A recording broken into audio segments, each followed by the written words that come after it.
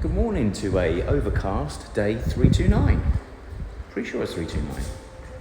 Having Sundays off throws me off a little bit. Welcome to everybody. Certainly the new people. There are a few new people. I had a few new subscribers over the weekend, so welcome. A quick synopsis. We're here filming our journey on building in the Caribbean, which is its challenges, that's for sure. So today's video is going to be catching up on some of the things we've got to do over the next week. Main focus, as everyone knows, is garage ceiling. The garage ceiling has had most coats on and most lights and powers fitted. Today is about trying to fit any external trim which is missing, which I think we've done pretty much all of it. Getting the compound on, getting sanding, getting painting, and getting finishing. We've also got some masons in the house as well. So on here, the openings either side, as well as around here at the back, here and here. We're going to have to decrease the actual width of them at the moment. This one here I think is 12 foot 8, I think it is. It needs to be 11 foot. And the front one is 19 feet and it needs to be 16. That's because the architectural designs, it's been built to that, but unfortunately when you look at the products that we actually have available, the front garages, most of them are maximum 4,500 in width, which is around about 16 feet. So trying to get anything made bigger than that is a bespoke build or industrial, basically. So as soon as you go industrial, industrial's not a major problem, but as soon as you go industrial, they start talking about double skin steel and stuff like that, which makes it heavy. And also in this climate, it's not too good to be having too much steel. So anyway, we got to get the guys. I think the priority will be, as you're saying, I've got to make sure we've got enough blocks. We need to get that blocked up. So I don't know how many blocks we're going to need. We're obviously 1.5 feet either side at the front. 1.5 feet is 18. Blocks are, we're going to need to order some blocks, I would have thought. That's a pain in the backside. So we need to obviously focus on those two things. For the masons, we've got the steps they still need to sort out, so I need to still think about what I'm going to do to try and maximise the opportunity of them looking good and remaining looking good, because obviously they chip. So I think we definitely need to go with a higher cement content on the plaster, but that's something they can crack on with. I need to make sure they don't mess around with the weldcrete. They've already weldcreted as it is, but they seem to just weldcrete over anything. And what you've got to do, obviously, with any form of bonding surface is make sure it's absolutely contaminant free. Dust, moisture, oils, so you need to sweep it, blow it, and then you need to scrub it with they recommend a water and acid mix, normally 7 to 1, 1 being acid. Give it a good scrub. Obviously you'll see it bubble a little bit, and then you blow it off, dry it off, blow it off, and let it dry out. And once it's completely dry, then you add weldcrete, and weldcrete can be plastered on up to 10 days, but no less than an hour. So really 2 to 3 hours after it's been put on, certainly in the heat here, you're able to plaster over the top of it, and at that point you'll get a reasonably good bond. We're not getting a good bond at the moment, I don't think, because they're not actually preparing the surface well enough before they actually put the weldcrete down. So that's one thing I need to talk to them about. And unfortunately, they've already weldcreted all of these. So I need to think about what we're going to do there. Are we going to leave it as it is, or are we going to prepare again? Good morning, Skipper. Morning. How are you? Right, thank you. The back of the building, the cottage. So the back of here still hasn't been plastered. It's been scratch coated, but we need to replaster the whole back of that. So the masons at the moment have got the entrances of the garage to sort out if we can get the blocks or have the blocks. We've got the steps that need to be sorted out, and we've also got the back of the cottage to be sorted sooner rather than later. So they're the three things that the masons have got. The carpenters hopefully should be freed up today from what they were doing up here. Bless them, they've been helping move the ceiling. So obviously a lot of it was wood, but obviously now we've done that, it's been plasterboard, so they've been doing that, bless them. I now want them to come into the house and start working on the doors. So we've got the extractor inside to get plasterboarded up. I'm probably going to get them straight onto that first. And then second of all, want them to go straight into all the doors, get the doors taken off, get the doors straightened up and plumbed in frame-wise, and then getting the new hinges put onto the doors properly, like a professional, and getting them rehung and getting them rebalanced. So that's probably going to be the tasks for today. Other than that, the electricians will be here later on. They've got the sensor, the motion sensor for the garage roof that they'll be putting in, and they've also got to sort out the electrics for the gate opening here, the lights. They're struggling with trying to get a cable down the conduit, because apparently the masons have put, again, mortar in the conduit. So they've got to try and work out how they're going to get that sorted. I've got some reasonably basic LED lights that I'll obviously give them to put into there as well. It's just so that you've got like a mood lighting to ensure you can see where the hell you're going. It doesn't have to be like a floodlight, obviously. And then we've also got to look, talking of floodlights, we also have to think about the side of the building. So we've got one up on the top here. In fact, let me show you where they are. We've actually on the side of the building, we have one here. So we've got to think about what we're going to put there. We've got another one up here, and then down the side return, which is actually nice and walkable now rather than it being a mess. If I remember rightly, we also have another one for up here. So there's basically one, two, there's three in total, but there's two sort of side motion sensor lights that we need to consider. And then there's one on the front, which is obviously for the driveway when you pull in. There was an individual that stopped here the other day and actually gave me his card who does the solar LED lights. They're working out about between 250 and 350 depending on the size you want. So I may well give him a call because trying to keep the maintenance down. I mean, we've had the electrics put in, so which means we can rig them up to full-time power. But we've got plenty of sun here. So it just seems a bit irrelevant. It seems a bit stupid, obviously, putting in any form of electric device if we can try and put in LED. So the prices are going to be roughly the same. So we can actually mount the light here, put the LED on the roof, and then we've got free power. Obviously, you have to make sure that the LED panels are kept clean. And here, obviously, with the salt air and certainly our lovely dust that we keep on getting at the moment from the Sahara, as far as I'm aware, it will obviously be something you have to maintain all the time. But I think that's probably my preference. So anyway, I'll stop babbling. Give me a like and subscribe before I leave. Again, give me some comments on your thoughts on the LED lights, whether you think we should or shouldn't go LED. Sorry, whether we should go solar LED or normal LED. We've got the power there anyway, so it makes no sense. It makes sense for us to do, but yeah, we can consider both. So solar will be the best option from a cost point of view, but from a robust point of view, the power is obviously the best option. So anyway, let me know what you think, and I'll check in a bit later on today. Okay, so we're 2:15. Sorry for the lack of update. We've actually managed to get one of the door frames cleaned up and redone today, so let me just quickly show you that. So we've got the new hinges on. The screws aren't in at the moment, but the hinges are in. This one needs to be pulled over a bit more. The door handle is in. The latch is in. And this element here is in as well. The whole frame itself, unfortunately, is too far over, as you can see, so it's not biting.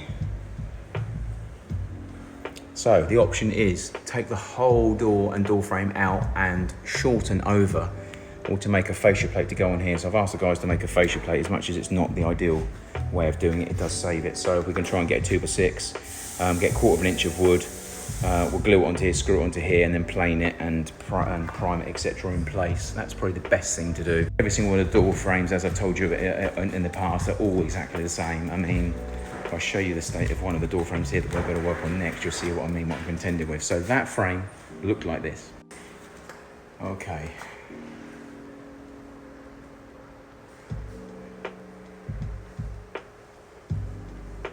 As you can see, not ideal. So anyway, that frame will look like the other one in the next hour and a half after I've finished with it, that's for sure. So what we've also done is we cracked on with the extractor. So looking at it, obviously it's got plasterboard on. It's not looking too straight at the moment, so we need to trim it, shave it, put some corner beads on it, get it compounded. So you can see at the back where the lid is now coming out the back itself. It's made it wider at the bottom. We've actually continued the plaster down at the back, so give it a back plate. So we've got to think about how we're going to cover the outsides. Bear in mind on the side you're going to see that. So we're going to have to try and see if we can fill that and sand that. And then we can paint it and see what it looks like once it's in place. Mink's in the house. So, steps forward to completing the inside. And then today we've got masons on the site. So we've got some doing the steps at the back. We've got some doing the pathway at the side. And we've also got the compounding going on inside the garage. So,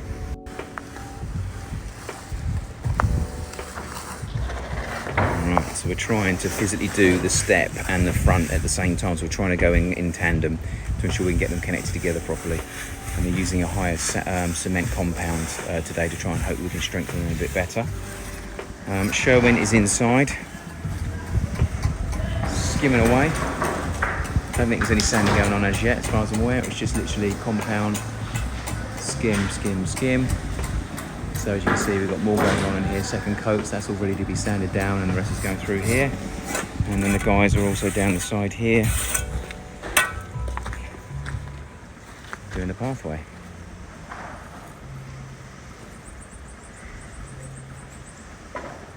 Okay, and then the final corner to be done. So, edging forward to getting complete. Edging, edging, edging. So today we need to finish the path off the back there, and again the path is only the base, obviously, that's going to stand up holding either the composite boarding or the slabs, whatever we go with. I think it's going to be slabs, so it'll be a concrete and sand mix, and then the slabs down, if that's what we're going to do. And obviously the inside is something that I'm sort of trying to oversee at the moment, so I want to try and get another door frame in if I physically can. The cement mixer is going, as you can hear. That's going to continue all goddamn day. So yeah, we're pretty much that's where we are so far. So it's the side return with the masons at the moment, it's the rear steps, it's the doors inside, the extractor, it's the garage ceiling. There we are. So, you know, as much as it's not the finished article, it does look okay. And again, it looks as if it's leaning that way. It is a little bit leaning that way because we've got to make sure the water runs this way, but obviously this is sloped, so it makes it look as if it's exaggerated that way, which is not. So that will be finished by end of play today. Hopefully we won't get too much concrete out of the wall. And then we can get some sanding going on inside the garage, and that obviously enables us to get some painting on there tomorrow. That'll be a bloody good thing. If we can achieve getting that sanded down today, so we're spending all day tomorrow painting, that'll be a bloody good day achieved. And if I can get at least 2 of the door frames inside and start in place and shutting the door handles, that will be a good day for me as well. And obviously the extractor compounded and ideally ready for sanding tomorrow. So we'll see how that gets on. Before I go, obviously please help me with a like and subscribe downstairs. Obviously hit the bell button so you get notified when I send out more moans, and I'll update you as I go later on today. Okay, so we're 20 to 5. Sorry for the gap in updates. Ceiling has had second and a little bit of a third coat. I've done that corner though, damn. Missed the corner. Need to get that corner done.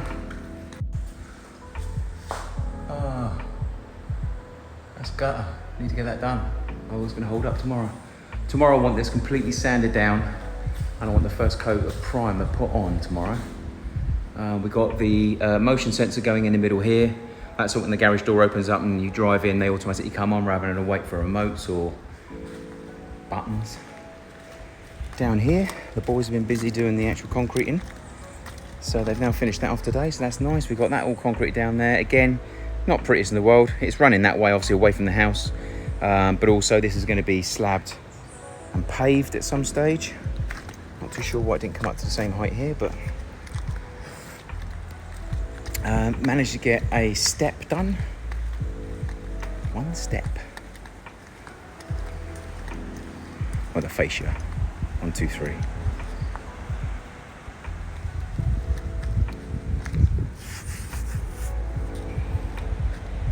Not sure what those are.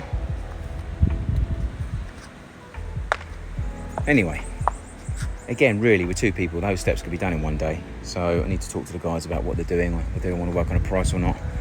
Can't be having the steps taking all week, that's for sure. And we've been busy in here on the doors. Like I said to you earlier on, I'd show you one of the doors before we attempted to look at it. Now I'll show you one of the doors after we've looked at it. So let me show you very quickly. My wife? No, we haven't run out of whatever. Okay, so a lot cleaner now. Door jamb's been taken off. Door's been rehung with new hinges. Unfortunately, I can't do anything about what they did before.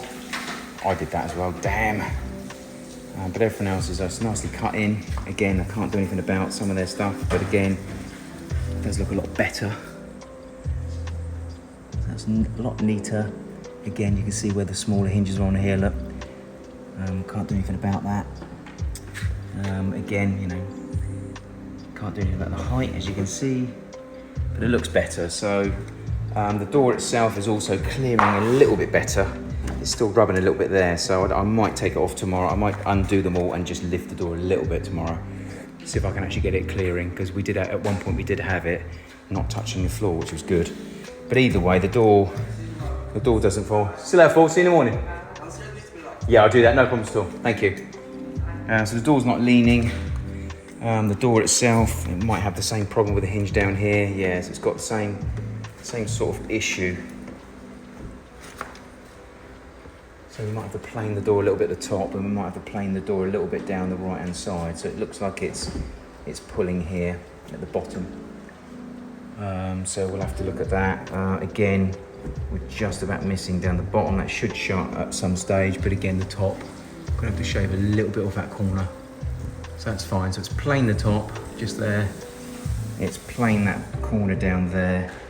And I might look at doing something with this corner down here, I'm not too sure, because at the moment this has got a nice enough gap and it just literally closes down to virtually nothing down here. So I'm not too sure if it's a door frame or it's the door, but I would say it's probably the door. But anyway, it's neater. We'll get the door jambs on tomorrow, give the door a plane, and get that shutting nicely, and refix the door jambs.